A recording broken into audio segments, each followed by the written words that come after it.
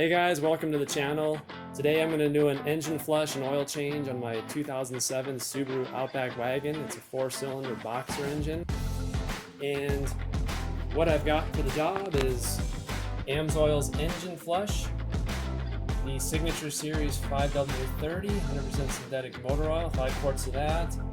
And I've got the oil filter for the specific car.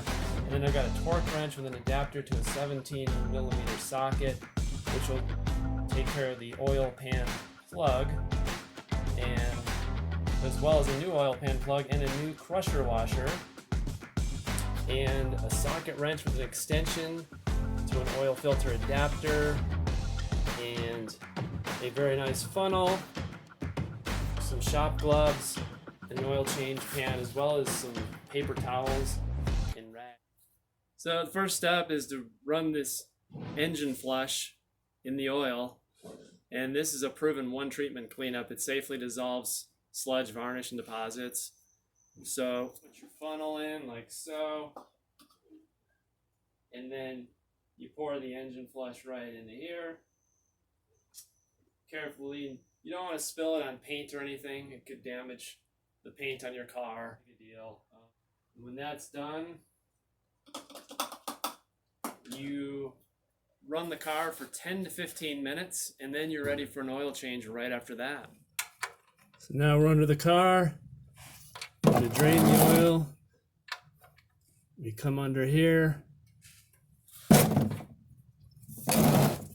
It will be hot because we just ran the engine for 10 minutes, 12 minutes. So be careful.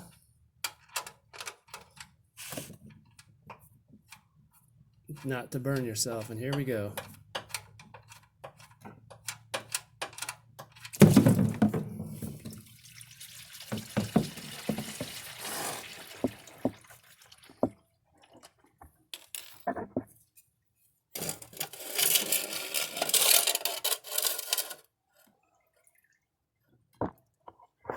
So the next step is to remove the oil filter, which on this particular car, it's an Outback. It's tucked up underneath the engine and towards the front. And as you can see, it's tucked up under there, surrounded by exhaust. And with this extension, I can get at it and really get some leverage on it. Once it's loose, I should be able to twist it. And here we go. So here you go, guys. Here's a look at the underside of the engine where we removed the oil filter a minute ago, and it's exposed. You want to make sure that you take the gasket. There's a rubber gasket that goes with the oil filter. Take that with it, and because the new oil filter will have a rubber gasket of its own, so you don't want a double gasket there that could leak. Obviously, that's no good. So I've got a brand new AMSOIL filter. Before you put it in, before you screw it on to the bottom of the engine, you want to put a little bit of oil in there to prime it up, and then apply it to the rubber gasket as well. Get it nice and lubed up, and now it's ready to screw onto the engine. Tighten the new oil filter into place. Once it makes contact, you go about a half turn more. Make sure it's snug, but no reason to overdo it because you're going to have to undo it at the next oil change. So there we go. Our new oil filter, AMSOIL filter, is snugly in place there. Okay guys, now that the filter's in, we're going to put the drain pan plug in. Notice there's a crush washer on there. Make sure that's replaced. And you can use the same old bolt, but I just happen to use a new one. And I put some AMSOIL on the threads just to give it a little bit of lube there. So again, it's a little easier to remove in the future. Screw it on with your fingers. Screw it out, screw it back on. That way you know it's threaded correctly. And then you can tighten it with the wrench to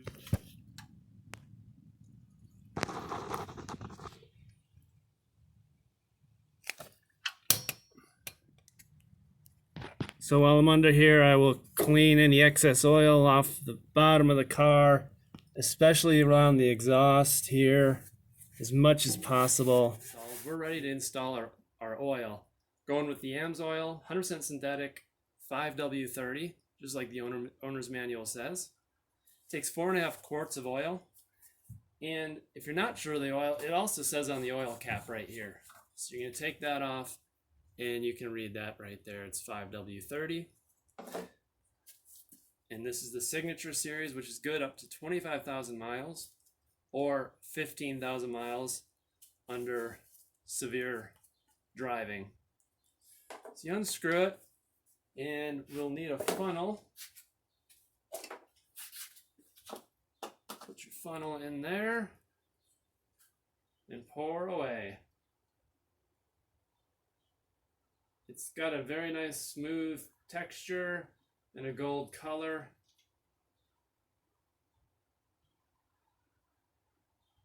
And away it goes.